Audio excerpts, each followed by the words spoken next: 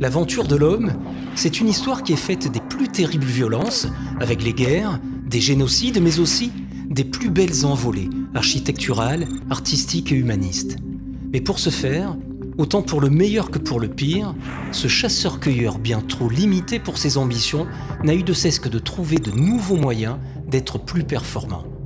Comme le dit le philosophe Bernard Stiegler, la quête de l'homme augmenté n'a pas attendu l'ère de l'intelligence artificielle et l'avènement de la robotisation. L'homme augmenté, c'est déjà l'homo sapiens qui court à 30 km/h, quand le renne, lui, va 2 fois plus vite et qu'il se dit qu'il faut trouver une solution, sinon il va mourir de faim. Alors il va créer l'arc qui, avec ses 300 km/h, va lui permettre d'être le plus redoutable des prédateurs. Quant à la quête de l'éternité, bien avant le transhumanisme, c'est aussi Cro-Magnon qui peint des bisons sur les murs de la grotte de Lascaux, ce qui lui permet de transmettre un savoir dans le temps et augmenter les capacités et les connaissances humaines. Sauf qu'aujourd'hui, dans ce monde qui va très vite, trop vite pour certains, dans ce monde partagé entre les biotechnologies qui repoussent le handicap ou la maladie et les robots en tout genre bien plus performants que l'homme, nul ne peut dire ce qui nous attend. Un monde de loisirs laissant le travail à des machines, ou bien la disparition de l'espèce humaine devenue bien trop obsolète. Est-ce que l'avenir sera aussi binaire ? Eh bien, nous risquons de le savoir très vite. Et pour ne pas être pris de court, comme le pensent de nombreux philosophes, il serait grand temps, non pas de condamner l'évolution des technologies, mais d'en fixer les règles. Déplacer les frontières des capacités humaines et les augmenter, pourquoi pas ? Mais les augmenter vers quoi ? Comme le dit Jean-Guilhem Xéry, biologiste, nous sommes entrés réellement dans l'humanité quand nous avons posé comme commandement « tu ne tueras point », quand l'humanité s'est donné des limites. Mais les limites et les règles, c'est exactement ce que le transhumanisme repousse jusqu'à les faire disparaître. Alors loin de vouloir donner des réponses ou de faire un travail exhaustif de documentaliste, tant Google est notre ami, un travail de chercheur ou de philosophe que nous ne sommes pas, nous allons tout simplement faire un rapide aperçu de la situation. Tout d'abord, nous allons poser quelques définitions sur le transhumanisme, l'intelligence artificielle et autres NBIC. Ensuite, nous regarderons l'état de la robotique jusqu'en 2017, aujourd'hui. Nous nous demanderons alors si nous devons ou pas nous inquiéter pour nos emplois. Nous regarderons au contraire si l'homme est irremplaçable ou s'il faut déjà penser à fleurir les tombes que nous creusons nous-mêmes. Et enfin, nous en conclurons que nous vivons dans le meilleur des mondes, ou pas. C'est en 1957 que Julian Huxley, biologiste, le frère d'Aldous, celui qui a écrit Le meilleur des mondes, va parler pour la première fois de transhumanisme. Le transhumanisme, on pourrait dire que c'est comme une nébuleuse où des chercheurs, des philosophes, des théologiens y vont chacun de leurs idées et expliquent la manière d'y parvenir, sauf qu'on ne sait pas vraiment où. Mais ils ont tous un point commun, une idée qui ne cesse de prendre de l'importance dans nos vies de tous les jours, c'est la notion de transcender l'humain, de le dépasser. Une quête vers l'immortalité ou plutôt vers un allongement indéfini de la vie, thème qui rassemble pour une fois scientifiques et religieux si antagonistes dans l'histoire, mais là, ça pourrait limiter dangereusement le garde-fou appelé éthique et de se fait conduire au tout et n'importe quoi. Cette quête de l'homme augmenté, elle est rendue possible grâce à l'avancée technique, la biologie qui devient technologie et la technologie qui devient biologie. La complémentarité entre le robot sous toutes ses formes, l'intelligence artificielle et l'humain. D'ailleurs, nous, l'avancée technique, on va s'en servir. Hé Jean-Louis, viens par ici, viens. Quand on n'a pas de femme ou pas de chien, vive la technologie.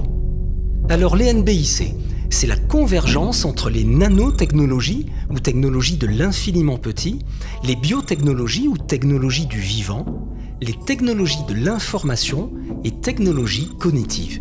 Et tout ça, ça va faire que l'homme va devenir plus que l'homme. Et Jean-Louis, tu dors ? Allez, on voit. À ce niveau-là, quoi vouloir de mieux ? Être plus fort grâce à des squelettes robots, par exemple ? Oublier les handicaps grâce à des prothèses de toutes formes ?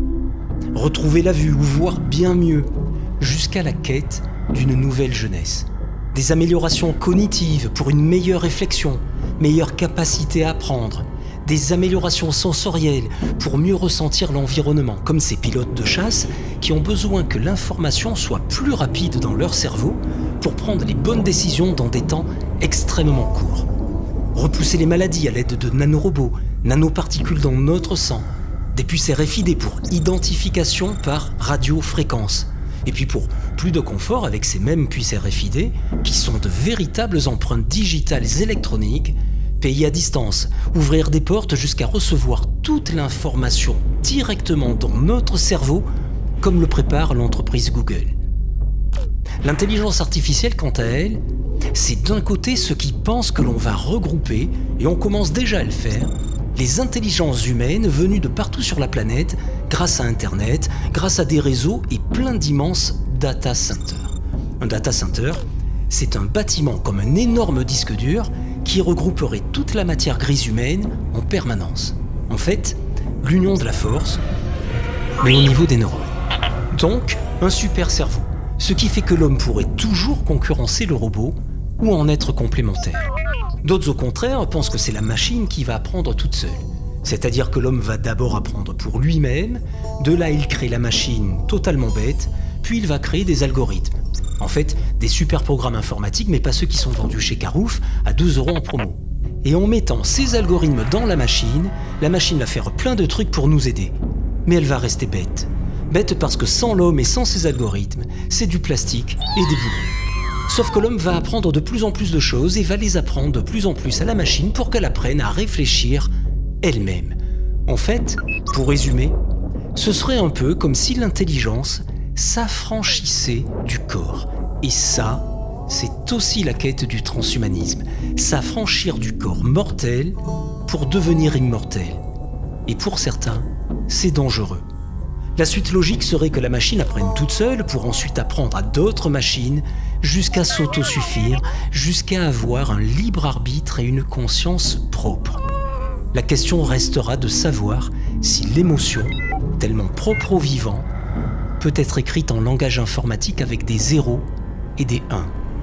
Alors si on résume, un monde de machines capables de tout faire par elles-mêmes, sous le regard béat de l'homme qui se voudrait utile, alors qu'il est moins performant physiquement et moins performant intellectuellement. Faudra-t-il donc parler de sélection naturelle ? Mais bon, ne dramatisons pas, il nous restera encore plus de temps pour regarder Plus belle la vie et aller voter aux primaires dimanche prochain.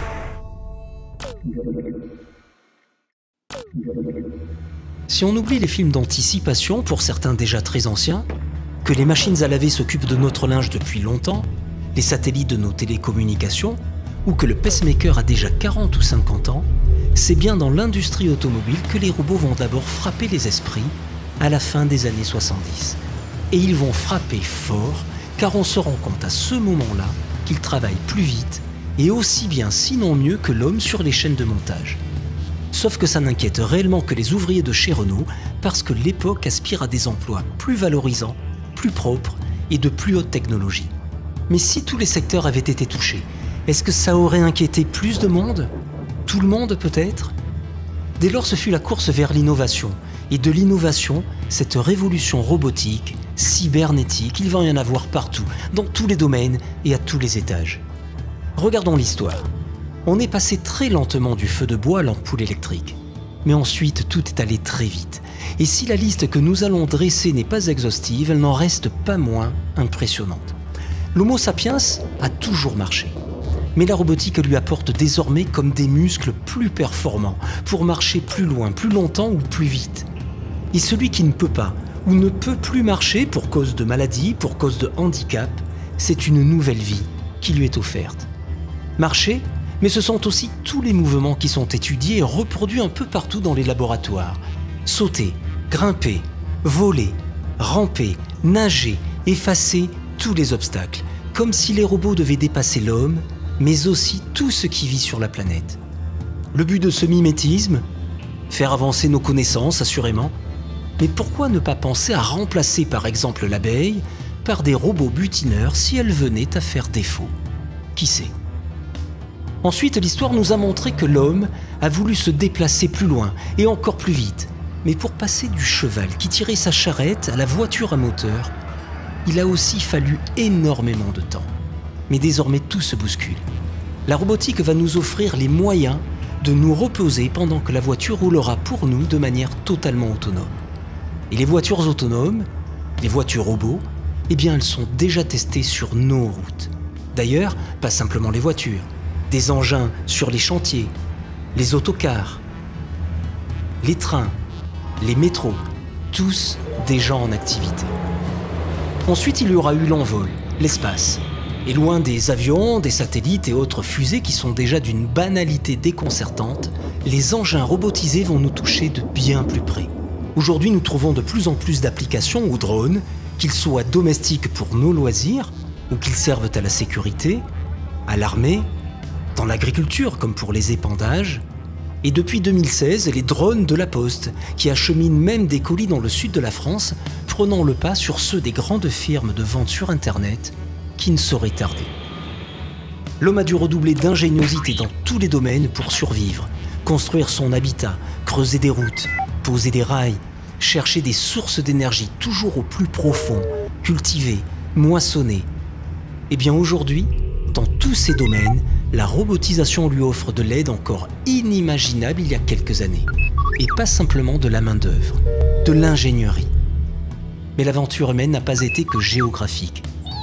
De tout temps, l'homme a repoussé les frontières au plus profond de son propre corps, au plus loin dans la compréhension de l'intelligence, des rapports humains et des mystères de la vie.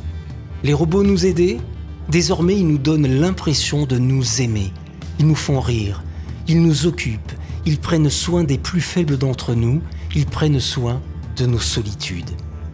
La santé, la chirurgie, et c'est la quête de l'infiniment petit, la quête de la précision sans limite. Et bientôt, ça ne sera plus aider l'homme, mais l'aider à se remplacer par lui-même. Certains disent à le remplacer par un mieux qui serait au-delà de l'humain. En fait, si à force d'apprendre de nous, nos meilleurs amis apprenaient à se passer de nous.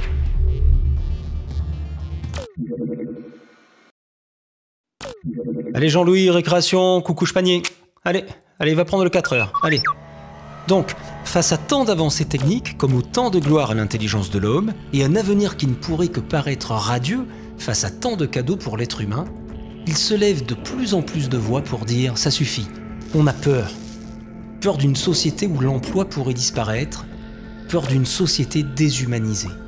Bien entendu, tout n'est sûrement pas aussi simple que de lire des courbes et statistiques sur la perte d'emploi comparée à celles sur l'utilisation croissante des robots. Mais lorsqu'en 2014, une étude d'Oxford, basée sur 700 métiers, et 700 métiers, ça touche du monde, conclut que 47% des emplois seraient robotisables en 2033, ce n'est pas forcément une brève de comptoir. Et en plus, quand on regarde la vitesse exponentielle des résultats de la recherche, est-ce que ces chiffres-là ne vont pas être pulvérisés?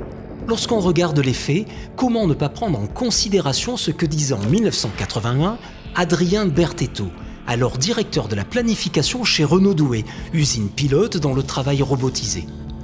L'évolution de la robotisation de nos usines sera suffisamment lente pour avoir le temps de réadapter la main-d'œuvre à de nouveaux types d'emplois. Sauf que les effectifs à Renault Douai en 1981 étaient de 8000 personnes. Ces mêmes effectifs en 2015 sont tombés à 3800. Et il ne parlait à l'époque que d'emploi de main-d'œuvre. La robotisation, grâce à l'intelligence artificielle, touche désormais toutes les professions, de la tâche la plus répétitive à la plus qualifiée. Je suis odieux. Faisons un tour d'horizon. Dans les bureaux d'études partout sur la planète, c'est le jour de gloire pour des ingénieurs en automation, des programmeurs de talent dont l'unique travail est de remplacer nos emplois par des robots. Les robots sont devenus à la fois plus performants et moins coûteux, donc plus accessibles à des entreprises de moindre importance. Côté main-d'œuvre, c'est elle désormais qui est visée. Il est loin le métier à tisser jacquard avec ses cartes perforées, symbole d'avenir mais qui aura déjà causé la grogne des canuts de Lyon dans les années 1800, parce qu'il voyait en lui une cause possible de chômage. Baxter, lui, est un robot généraliste, capable de regarder ce que vous voulez qu'il fasse et il le fait instantanément, sans opérateur qualifié, tout en pouvant changer de fonction et de type de travail, et tout ça pour quelques centimes d'électricité. Des entreprises comme Amazon remplacent peu à peu leurs manutentionnaires par des robots qui stockent, recherchent et préparent les commandes quand l'acheminement par drone est déjà possible. Tout un secteur du début à la fin qui échappe déjà à l'homme. L'agriculture fourmillée d'emplois divers. Eh bien, ils sont tous devenus la proie des nouveaux robots. Nous connaissions déjà les treilleuses automatiques. Désormais, c'est le travail de la terre sous toutes ses formes, mais aussi nourrir le bétail, autant dans la préparation de l'alimentation entièrement automatisée que dans la distribution. Mais il y a aussi tous ces emplois de services déjà mis à mal au nom du modernisme, tant on a laissé faire jusqu'à trouver ça pratique et plus rapide. Les péages automatiques, autoroutes, parkings, c'est fait. Les radars automatiques qui remplacent les gendarmes sur les routes, c'est fait. Combien de temps encore pour les troquer, tous ces débits de boissons, quand la machine sait déjà se suffire à elle-même et que notre mode de vie nous éloigne les uns des autres? Combien de temps avant les caisses express généralisées, alors que les grandes surfaces elles-mêmes commencent à disparaître au profit de la vente sur Internet? Mais ce n'est pas que l'emploi de terrain qui est la proie de la robotisation. Combien déjà l'ordinateur a-t-il remplacé d'emplois de bureau depuis des décennies? Sauf qu'aujourd'hui, tout va bien plus loin que ce genre de robot qui ne faisait qu'exécuter des ordres.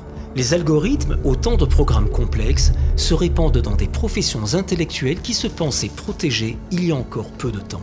Plus rapide, sans aucun stress, aucun état d'âme, pas de paupières lourdes, capable de parcourir des bases de données inimaginables pour l'humain et trouver la combinaison juste, le bon diagnostic et la décision adéquate dans un temps record. En bourse, le robot apprend tout seul à échanger avec d'autres robots, à analyser des cours et à décider lui-même des achats et des ventes. Dans le journalisme, combien d'articles avons-nous déjà lus alors que l'homme ne les a pas écrits? Combien de juristes sont assistés dans leurs recherches par des cerveaux qui ne sont plus humains? Déjà, des systèmes robotisés assistent le corps médical, en chirurgie pourtant de la plus haute technicité et de la plus grande minutie. Mais aussi, comme pour se dédouaner encore plus de la présence humaine, Watson, le programme d'intelligence artificielle de chez IBM, est déjà en service dans des centres médicaux aux États-Unis. Watson synthétise des données que les médecins eux-mêmes ne parviennent plus à lire, jusqu'à aider au diagnostic. Alors si on rajoute que l'armée se passe de plus en plus de l'homme avec toute une série de nouveaux soldats, de toutes formes et pour toute situation, des soldats qui n'ont sûrement pas peur de partir au front, c'est un tour d'horizon dans le monde concret qui ne peut que nous faire comprendre ceux qui crient « ça suffit, on a peur ». Tous ceux qui regardent ces photos d'archives, ces usines, tous ces gens, tous ces emplois et qui se demandent « mais ils sont passés où ?»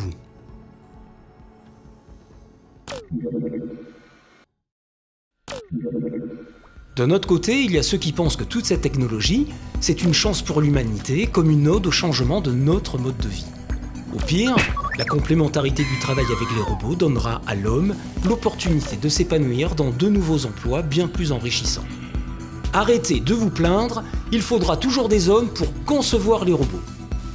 Au mieux, les robots travailleront pour nous, nous laissant alors du temps libre pour enfin vivre. Arrêtez, l'homme est irremplaçable, l'humanité est éternelle. Alors, bien entendu, dans une France où, malgré une fourchette allant de 3 à 7 millions de chômeurs selon les sources, on arrive encore à se dire qu'il n'y a pas vraiment de danger tant que moi, j'ai du boulot. Malgré tout, si l'autruche sort la tête du sable, est-ce qu'elle peut ne pas avoir un rapport entre le travail ancestral du cheval et celui de l'homme quant à la perspective d'évolution? Parce que si on fait ce rapport face à la toute-puissance de l'homme, qui nous paraît immuable, ça va être très chaud. Les chevaux étaient jusqu'au début du XXe siècle les meilleurs amis de l'homme. Ils étaient les compagnons ancestraux, les muscles efficaces, autant dans les champs que dans les mines, pour les transports, autant humains que de marchandises, sans oublier la cavalerie sur les pires champs de bataille. Qui aurait pu penser un seul instant qu'ils seraient remplacés si vite?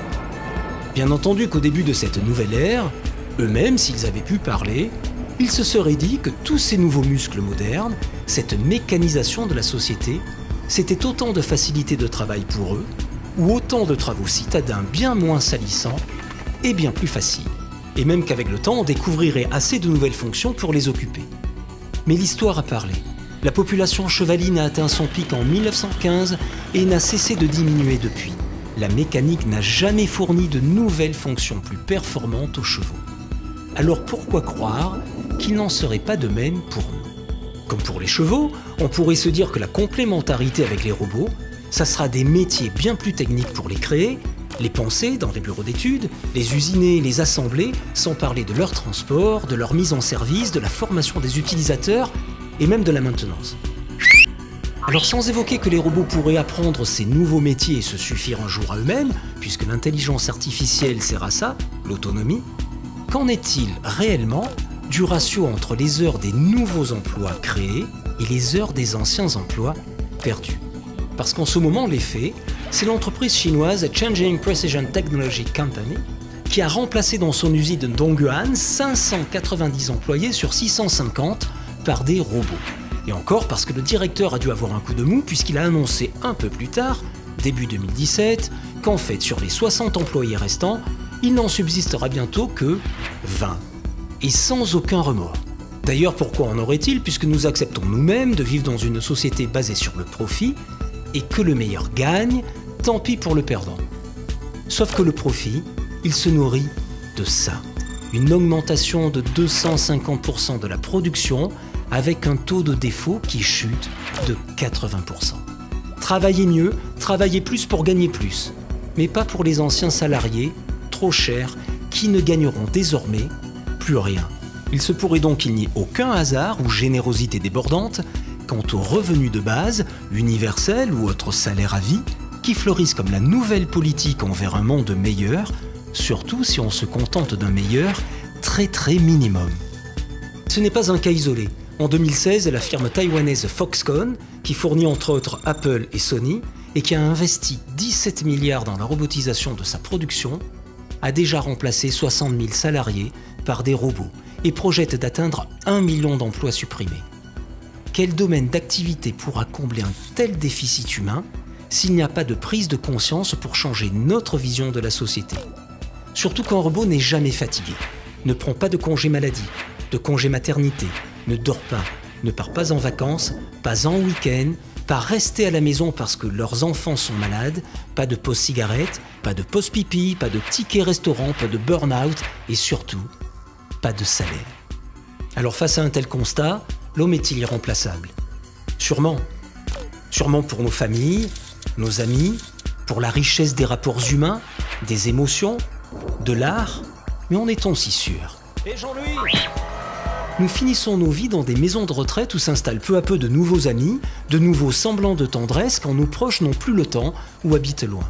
Nous laissons nos enfants s'éduquer eux-mêmes devant la télévision qui remplace les histoires de nos grands-mères.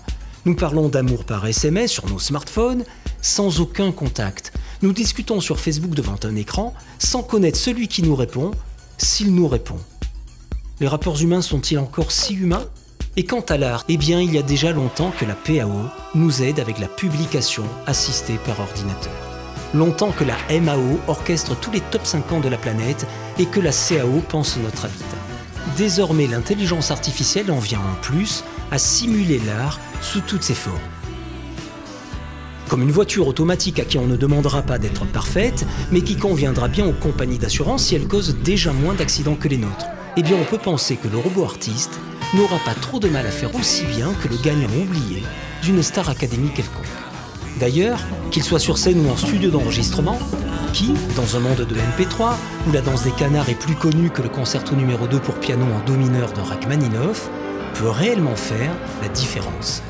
Qui sait que la chanson qui passe en fond depuis un instant, d'Aliska, a été créée par une intelligence artificielle. L'intelligence artificielle est donc partout, c'est un fait. Mais face au risque qu'elle représente pour l'homme, quel est le but recherché? Jean-Louis, merci, tu peux remballer. Tiens, va chercher le pain, abruti. Alors, vous pensez que les GAFA, Google, Apple, Facebook et Amazon, qui construisent des complexes ultra modernes, financent des recherches poussées dans tous les domaines de l'intelligence artificielle et dépensent des milliards de dollars, le feraient si l'homme était aussi indispensable? Serait-il de nouveaux philanthropes? Bien entendu, avoir un moteur de recherche Google, un iPhone autant ludique que performant, un réseau social aussi étendu que Facebook, et être livré à domicile par Amazon, c'est évident que ça nous simplifie la vie. Mais en les utilisant, ce qui génère tant de moyens financiers que nous donnons à ces nouveaux maîtres du monde, est-ce que nous ne creusons pas nous-mêmes nos propres tombes sur le champ d'honneur qui glorifie productivité, profit, actionnaire, dividendes, flexibilité et tout ce qui fait que l'homme est au contraire très remplaçable. Et à ceux qui penseraient qu'au contraire, leur recherche ouvrant la porte à un transhumanisme pur et dur, à un homme vivant 300 ans, 500 ans, une éternité, ça serait profitable à tous, je poserai 2 questions.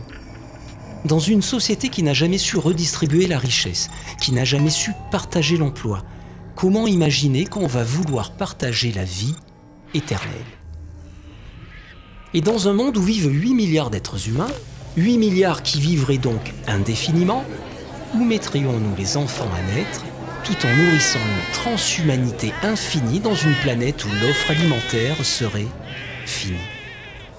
Alors si cette transhumanité, quel qu'en soit l'aspect, ne pourra pas bénéficier à tous, alors à qui?